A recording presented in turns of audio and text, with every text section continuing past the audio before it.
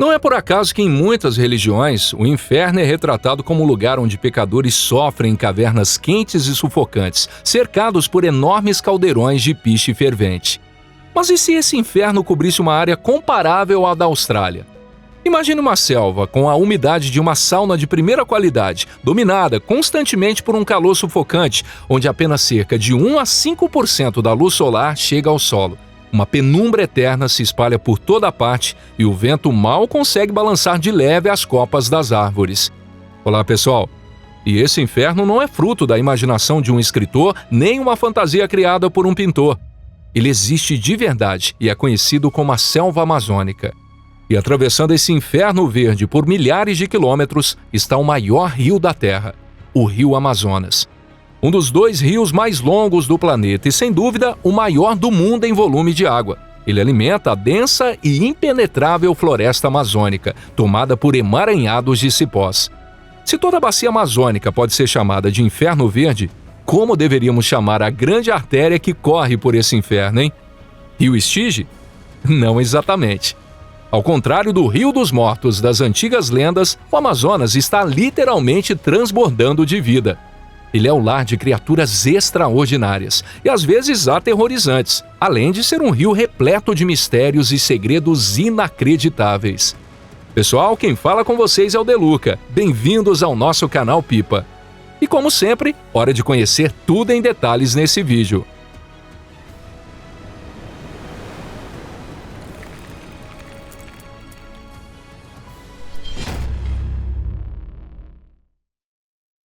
O Gigante Verde.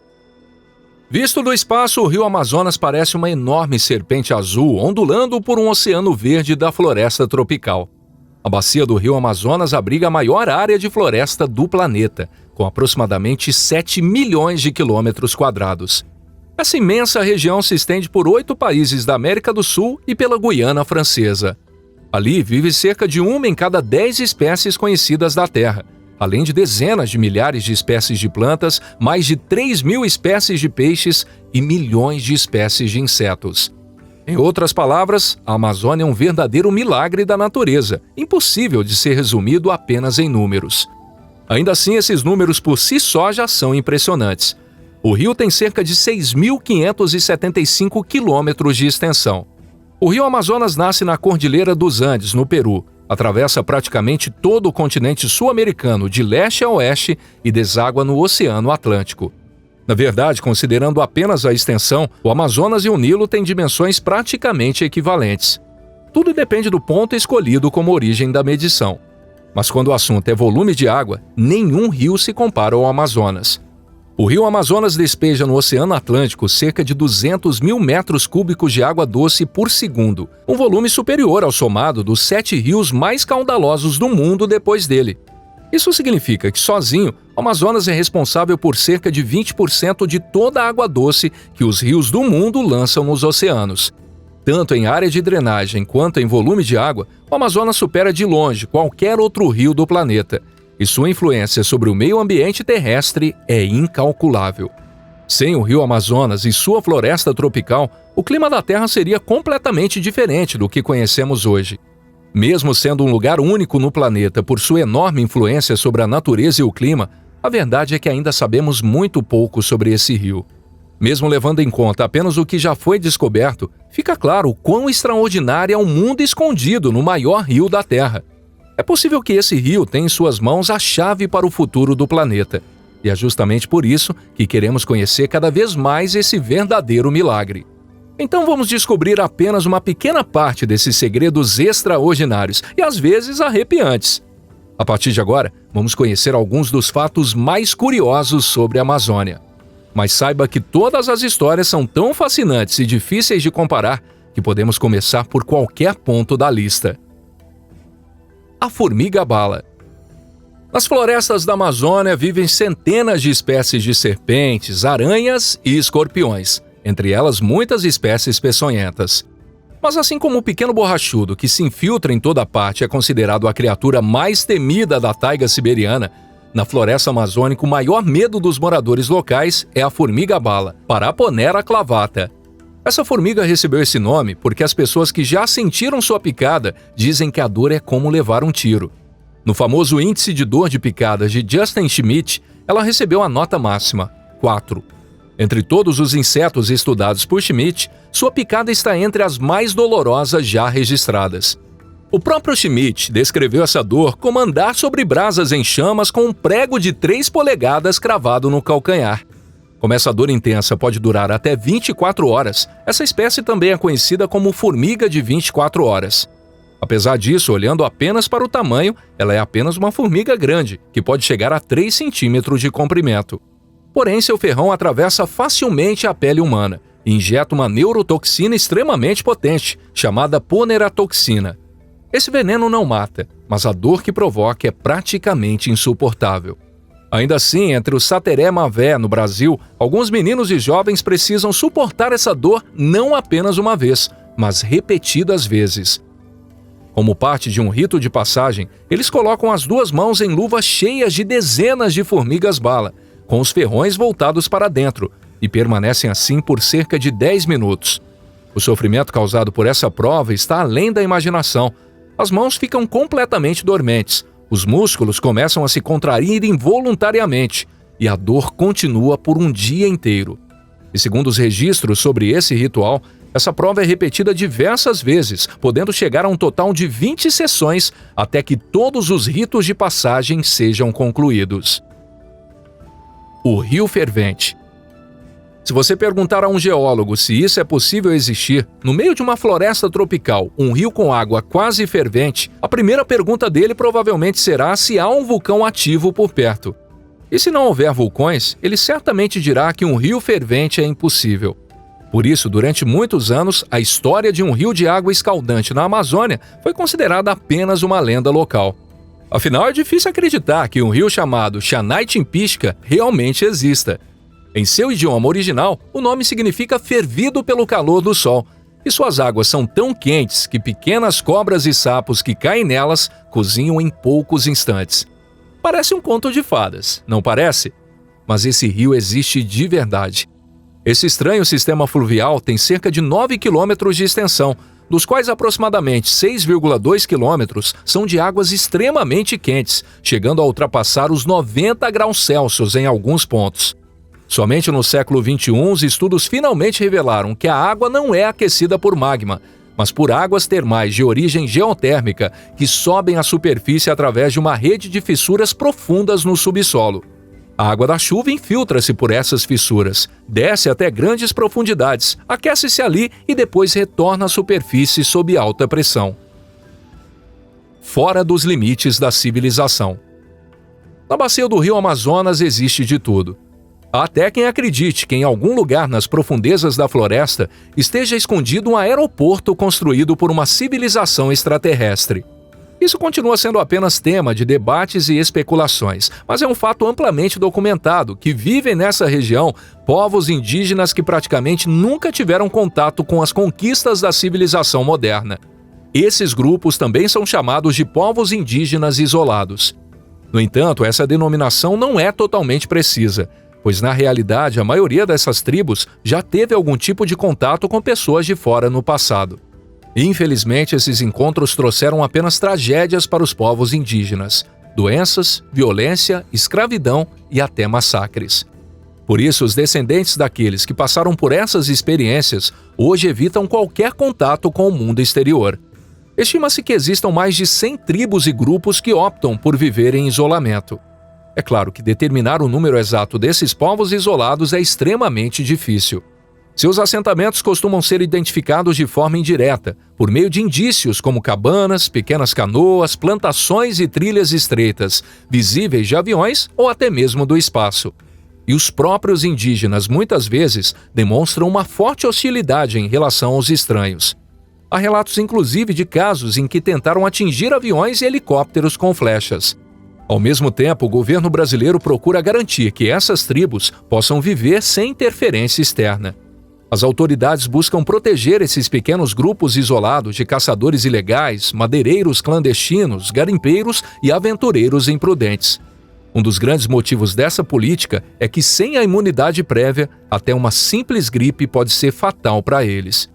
Por isso, a melhor forma de ajudá-los é simplesmente deixá-los em paz.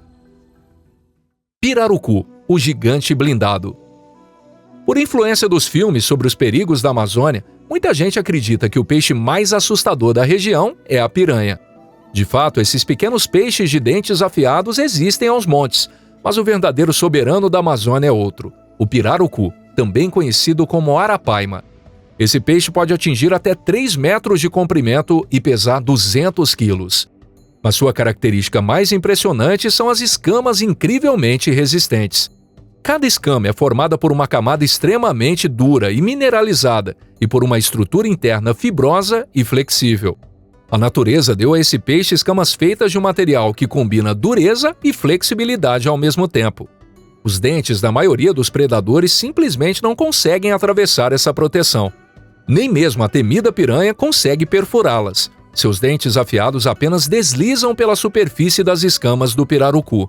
A resistência extraordinária dessas escamas também chamou a atenção de engenheiros militares, que estudam como aplicar suas propriedades no desenvolvimento de novas blindagens, capacetes de proteção e até materiais à prova de balas. Mas o pirarucu possui outra habilidade em comum. As águas quentes da Amazônia costumam ter pouco oxigênio. Por isso, o pirarucu desenvolveu a capacidade de respirar ar atmosférico. A cada 10 ou 20 minutos, ele sobe à superfície e inspira ar com um forte ruído, usando sua bexiga natatória, que evoluiu a ponto de funcionar como um pulmão. O som produzido é tão alto que os pescadores locais conseguem ouvi-lo com facilidade. Guiados por esse som, eles descobrem onde o peixe está e aproveitam o instante em que ele emerge para capturar esse gigante blindado. A enguia elétrica. O próximo habitante da Amazônia possui uma habilidade completamente diferente, que serve não apenas para defesa, mas também para atacar. Muitas pessoas imaginam a enguia elétrica da Amazônia como um peixe curioso que apenas dá choque nos predadores que tentam atacá-la. Mas isso está muito longe da verdade. Na realidade, ela é um dos caçadores mais sofisticados da Amazônia. E na maioria das vezes, é a própria enguia que toma a iniciativa do ataque. Para isso, grande parte do seu corpo é ocupada por órgãos elétricos especializados, compostos por dezenas de milhares de células modificadas chamadas eletrócitos. Cada uma dessas células produz apenas uma pequena diferença de potencial, mas quando todas entram em ação ao mesmo tempo, a descarga ultrapassa os 800 volts, cerca de 8 vezes a tensão usada na iluminação residencial. Quem já levou um choque de uma tomada doméstica de 127 ou 220 volts consegue imaginar o quanto isso pode ser assustador. É claro que o perigo não depende apenas da voltagem, mas também da intensidade da corrente elétrica e de o fato de o ataque acontecer de surpresa. Uma única descarga pode ser até fatal para uma pessoa, ou deixá-la tão desorientada que ela acabe se afogando em águas profundas. Mas esse monstro elétrico não dispara imediatamente sua descarga mais poderosa. Primeiro, a enguia elétrica emite sinais elétricos fracos para perceber o ambiente ao seu redor e localizar objetos. Em seguida, quando há uma presa escondida na água turva, ela libera alguns pulsos elétricos mais fortes, fazendo os músculos da vítima se contraírem voluntariamente e obrigando-a a revelar sua posição. Assim que encontra a presa, dispara uma sequência de descargas de alta voltagem, tão potentes que podem até matar um jacaré. E a enguia elétrica ainda possui um golpe final, ou melhor, um verdadeiro fatality. Quando o alvo é grande demais, ela salta para fora da água e pressiona a cabeça contra o corpo da vítima, conduzindo diretamente a maior corrente elétrica possível. A cidade perdida de Fawcett. Há séculos circulam lendas sobre cidades desaparecidas nas profundezas da floresta amazônica. Alguns exploradores não apenas ouviam essas histórias, como também acreditavam firmemente que essas cidades realmente existiam. Um deles foi o militar britânico e renomado explorador Percy Harrison Fawcett. Ele estava convencido de que existia uma gigantesca cidade antiga escondida no coração da Amazônia e a chamou de Cidade Z. Fawcett formulou essa hipótese com base em antigos relatos, testemunhos de povos indígenas e em suas próprias observações. O que mais alimentava sua convicção era o manuscrito 512, um documento em português do século XVIII que descrevia as ruínas de uma cidade desconhecida no Brasil. Em 1925, decidido a comprovar sua teoria, Fawcett partiu para a Amazônia liderando uma pequena expedição de 3 pessoas em busca da cidade. No início, tudo indicava que a expedição havia encontrado pistas que poderiam levar à misteriosa cidade. Pelo menos foi isso que Fawcett escreveu em uma carta enviada à esposa em 29 de maio de 1925, dizendo que sua equipe estava prestes a entrar em uma região jamais explorada. Aquela seria sua última mensagem. Depois disso, ninguém jamais voltou a ver os exploradores. Diversas hipóteses surgiram sobre o destino do grupo. Alguns acreditavam que eles foram mortos por uma tribo indígena, enquanto outros diziam que sucumbiram a uma doença devastadora. Claro que também havia quem espalhasse o boato de que Fawcett finalmente encontrara sua lendária Cidade Z e passava seus dias vivendo ali como um convidado de honra. Inúmeras equipes de busca tentaram descobrir o que realmente havia acontecido com eles. Segundo diferentes estimativas, mais de 100 pessoas perderam a vida durante essas sucessivas e infrutíferas expedições de busca. Mas a reviravolta mais interessante só aconteceria no século XXI. Com a ajuda de imagens de satélite e de varreduras a laser por lidar, arqueólogos descobriram dezenas de grandes assentamentos na bacia amazônica, com estradas, aterros e praças. Entre essas descobertas estavam cidades localizadas justamente na região onde o corajoso explorador britânico Harrison Fawcett procurava sua Cidade Z.